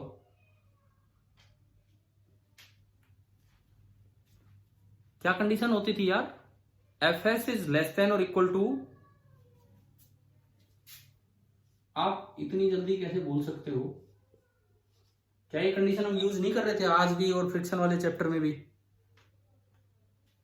ठीक है। FL कहां से निकालें? FL का फॉर्मूला क्या होता है? FL का फॉर्मूला क्या होता है? बोलो। म्यू एस, कोई बात नहीं, एक म्यू दिया है। FL आपका होता है म्यू इंटू एन। FL आपका होता है म्यू इंटू एन। तो जो एन आपने वर्टिकली फोर्स बैलेंस करके, जैसा वो स्केल वाला क्वेश्चन था वैसा ये है, बस गाड़ी एक्सेलरेट कर रही है, वो यूनिफॉर्म से घूम रहा था, और कोई फर्क नहीं है। तो एन की वैल्यू रखी आपने mg, तो ये आपका हो गया म्यू इंटू mg। ये तो FL आ गया और ये आपका FS आ गया। अब लगाओ आप इस पे कंडीशन और इसमें मैक्सिमम स्पीड निकालो कि v की मैक्सिमम वैल्यू कितनी हो सकती है। चलिए हम लगाते हैं कंडीशन। देखिए Fs वो उधर है, m into under root of V square by are का whole square plus A square. This is less than और इक्वल टू FL, और FL है mu into m into G. m से m कट गया। मैं फिर बोलता हूं कि अगर पॉजिटिव चीज को काटते हो तो इनइक्वालिटी का साइन चेंज नहीं होता और मास हमेशा पॉजिटिव होता है, तो ये कैंसिल हुआ। दोनों साइड आपने स्क्वायर किया, तो वी स्क्वायर बाई आर का whole square plus A square is less than और इक्वल टू जी स्क्वायर। मुझे v चाहिए, मुझे v तक पहुंचना है। क्या आप यहां से v की मैक्सिमम वैल्यू निकाल सकते हो? हाँ भाई ये म्यू भी है उधर, sorry, mu square g square. क्या आप यहां से v की मैक्सिमम वैल्यू निकाल सकते हो कि नहीं? कैसे? ये प्लस ए स्क्वायर को उधर ले जाओ, प्लस ए स्क्वायर उधर जाएगा तो क्या बन गया? Minus a square. अब आप दोनों साइड अंडर रूट ले लो, समझ गए हो ना? दोनों साइड अंडर रूट लोगे तो ये स्क्वायर हट जाएगा और ये आपका आया अंडर रूट, ठीक है। और अब आर को ऊपर भेज दो, दोनों साइड मैंने अंडर रूट लिया तो उससे ये आया, देन उसके बाद आप आर को ऊपर भेज दो तो ये आपका बना V square is less than और equal to R into this. और फिर दोबारा से अंडर रूट ले लो, तो दोबारा से अंडर रूट लेंगे तो वी आ रहा है लेस देन और equal to under root of r into under root of mu square g square minus a square. एक बार आप ये बताओ क्या ये सोल्व करना समझ में आया क्या, कैसे सोल्व किया है? ठीक है। अब देखो आर को अंदर भेज दो आर स्क्वायर बना के, जिस तरह का आंसर दिया है मैं उस तरह लेके चलता हूं। आर को आपने अंदर भेजा तो this is under root of और आर गया अंदर तो r square into mu square g square minus a square. अब अंडर रूट होता है पावर हाफ, और हाफ की पावर हाफ कितना होता है? पावर की पावर मल्टीप्लाई हो जाएगी। 1/4। हाँ, तो ये आया v इज लेस देन और equal to mu square g square minus a square, एक है इंटू आर स्क्वायर और पूरे की पावर 1/4। अब v या तो इतना हो या इससे कम हो, या तो इतना हो या इससे कम हो, तो मतलब v की मैक्सिमम वैल्यू मेरे पास आ गई कि v की मैक्सिमम वैल्यू आई mu square g square minus a square into r square और पावर 1/4। अपना आंसर आप मैच कीजिए, शायद इस तरीके से ही दिखा रखा है उन्होंने आंसर में। Yes sir. अब आप ये बताओ कि आपको मतलब वही दोनों चीजें हैं। एक बार हमने सेम क्वेश्चन लिया, देखो हम धीरे धीरे एक सीक्वेंस में कैसे बढ़े। हम गए स्केल पे ब्लॉक रख के, वो सीधा घूम गया लेकिन वो यूनिफॉर्म सर्कुलर मोशन। फिर हमने रस्सी से बांधा, वो कर दिया, लेकिन फिर एक चीज देखी कि रस्सी सीधी नहीं रह सकती, नहीं तो वेट को कौन बैलेंस करेगा। अगर रस्सी टेढ़ी हो जाती तो बन जाता है कोनिकल पेंडुलम। फिर हमने पढ़ लिया कोनिकल पेंडुलम। क्या वहां तक बातें क्लियर थी? है ना भाई? ठीक है। फिर हम थोड़ा और एक दो चीजें करने के बाद फिर आए नॉन यूनिफॉर्म की तरफ। तो सेम उसी तरह का क्वेश्चन लिया, लेकिन वो ब्लॉक ना लेके गाड़ी ले ली, और गाड़ी इस तरह ले ली कि मोड़ पे वो स्पीड भी बढ़ा रही है या स्पीड कम भी करी हो सकती है, कैसा भी हो सकता है। मतलब उसमें एक टेंजेंशियल एक्सेलरेशन भी है। कंडीशन वही बनती है जो न्यूटन लॉ में हम करते थे, स्टैटिक और लिमिटिंग वाली बातें, बिल्कुल सेम कंडीशन जैसे फ्रिक्शन में आप प्रैक्टिस करके आए, और उसी तरीके से आपने इस काम को आगे बढ़ाया। आप बताएं कि आपको ये वाला क्वेश्चन समझ में आ गया कि नहीं आया जो अभी किया है? ठीक है। अब आप क्वेश्चन नंबर 21 पढ़िए। क्वेश्चन नंबर 20 आपने कर दिया है, अब आप पढ़िए क्वेश्चन नंबर 21 इसी पेज पे पढ़िए एक बार।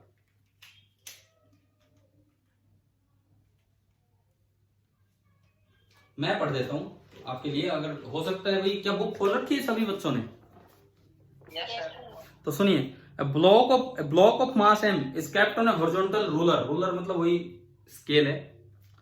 The friction coefficient between the ruler and the block is mu. आपको फ्रिक्शन कोफिशिएंट दे दिया, उसी तरह का सवाल। The ruler is fixed at one and and the block is at a distance l from the fixed and. जहां से आज की क्लास में शुरुआती क्वेश्चन लिया था, क्या वैसा ही नहीं है? वही है ना, वो एल लेंथ पे ब्लॉक रखा था और उसको स्लाइड मतलब घुमा रहे थे, है ना भाई? ठीक है। The ruler is rotated about the fixed end in the horizontal plane through the fixed end. Same question जो वो मैंने आज शुरुआत किया था, बिल्कुल सेम। लेकिन अब सुनो A part. What can be the maximum angular speed be for which the block does not slip. अब इसमें कुछ नहीं दिया कि वो एक्सेलरेट कर रहा है नहीं कर रहा है, तो हम ओमेगा कांस्टेंट मान के करते हैं। ये पहला पार्ट मैं आपको करवा चुका हूं। बताओ क्लास के शुरू में हो गया first part uniform circular motion में? ठीक है। लेकिन अब आपको ट्राई करना है सेकंड पार्ट। फर्स्ट भी करना ही है दोबारा। सेकंड पार्ट में क्या लिखता है, इसने इसे नॉन यूनिफॉर्म पे भेज दिया। If the angular speed of the ruler, अगर ये कहता है स्केल की जो एंगुलर स्पीड है is uniformly increased from 0 at an angular acceleration alpha. अच्छा, अगर एंगुलर एक्सेलरेशन अल्फा होता है तो टेंजेंशियल एक्सेलरेशन कितना होता है in terms of angular acceleration? In terms of angular acceleration, tangential acceleration का क्या फॉर्मूला हुआ करता है? वैसे तो AT होता है dv/dt, लेकिन उसका एक और भी तो फॉर्मूला था, अल्फा इंटू आर। ध्यान है? Yes sir. तो उसका यूज होगा ना, फिर एटी की जरूरत पड़ेगी। तो फिर ये कहता है कि किस एंगुलर स्पीड पे जाके ब्लॉक स्लिप करेगा। मतलब ये एक अच्छा सवाल इसलिए है, फर्स्ट पार्ट इसने दे दिया यूनिफॉर्म सर्कुलर मोशन के लिए, और जो सेकंड पार्ट है वो दे दिया नॉन यूनिफॉर्म सर्कुलर मोशन के लिए। आप बताएं क्या आप कर लेंगे ये वाला क्वेश्चन ट्राई पूरा? ठीक है, तो अब आप होमवर्क सुने। आप एक काम करना, 1 से लेके 21 ना, ये कौन सा हुआ है, 21वां सवाल है ना? हाँ, 1 से लेके 21 तक। अभी मैं आपको ये नहीं कह रहा कि आप एक ऑब्जेक्टिव पे चलो ना, अभी नहीं, पहले ये पूरा करते हैं। जिसमें 20वां मैंने करवा दिया है, तो आपका होमवर्क अगली क्लास से पहले आप अपने डाउट्स भेजेंगे कल दिन भर में। देखो यार, 6 बजे का कितना अच्छा टाइम, आपको कितना स्पेयर टाइम मिल जाता है पढ़ने के लिए, और उसके बाद ये जो लास्ट में घूमने फिरने का टाइम था वो अपने पढ़ाई में लगा दो। और क्या है, 5 बजे थोड़ी आप घूमने जाओगे। 1 से लेके 21 पेज नंबर 114 और 115 पे हैं। आप ये 21 सवाल, पहले 21 क्वेश्चन पूरे करके रखें। कल की क्लास में पहले इनके डाउट्स लिए जाएंगे और फिर मैं काम को आगे बढ़ाऊंगा। क्लियर है? करोगे ना कि नहीं करोगे, बताओ। ये कर लेंगे सर। ये किसकी आवाज है? एक मिनट, नाम और बताओ, किसने बोला है? एक बार नाम बता दो जस्ट मुझे, मैं यही देखना चाह रहा हूं कौन कौन रिस्पॉन्ड कर रहा है। साहिल भाई, साहिल ने तो बोल दिया, बाकी बच्चे भी करें 1 से लेके 21 तक, ठीक है ना? और कल शाम तक, मतलब आप 4-5 बजे तक कर लो, 6 बजे तो अपनी क्लास ही है। हो सके तो एक बार डाउट्स भेजिए, क्योंकि मैं आपको हिंट देने की कोशिश करूंगा मोबाइल पे ही, मतलब व्हाट्सएप पे ही, कि आप ऐसे ट्राई कीजिए, आप ऐसे ट्राई कीजिए 5 से 6 के बीच में। फिर भी अगर नहीं होता है तो आते ही एक बार स्टार्टिंग में अपना डिस्कशन कर लेंगे। और नहीं तो अगर आप उस समय भी नहीं भेजोगे तो आपका, मुझे पता है, फिर आपने किए नहीं होंगे, फिर आप 6 बजे भी नहीं बता पाओगे, और उससे फिर पूरा लेक्चर उसमें चला जाएगा। तो हम कल का लेक्चर में कुछ आगे भी पढ़ पाएंगे और कुछ डाउट्स हो जाएंगे। और आप 1 से 21 कर लेंगे तो फिर हम आगे बढ़ेंगे, और इन 21 सवालों से भी कुछ नया सीख रहे होंगे। इनके डिस्कशन में भी 1-2 चीजें हम नई लेके चलेंगे कि किस तरह से होंगी, किस तरह से नहीं। और फाइनली कितने बच्चे हैं अब लास्ट में जब मीटिंग ओवर होने को है? 6 बच्चे हैं। 6 ही स्टूडेंट है। मैं एक बार नाम लेता हूं, हर्षित, परवेश, पूजा, विवेक, साहिल नेहरा, प्रतीक दहिया। परवेश, पूजा, विवेक, साहिल नेहरा, हर्षित, प्रतीक दहिया, ये बच्चे हैं बस। चलिए ठीक है, बाकी बच्चे अगर भाई वीडियो देखें तो उनसे मैं उम्मीद करूंगा कल वो आए क्लास में। ठीक है, थैंक यू।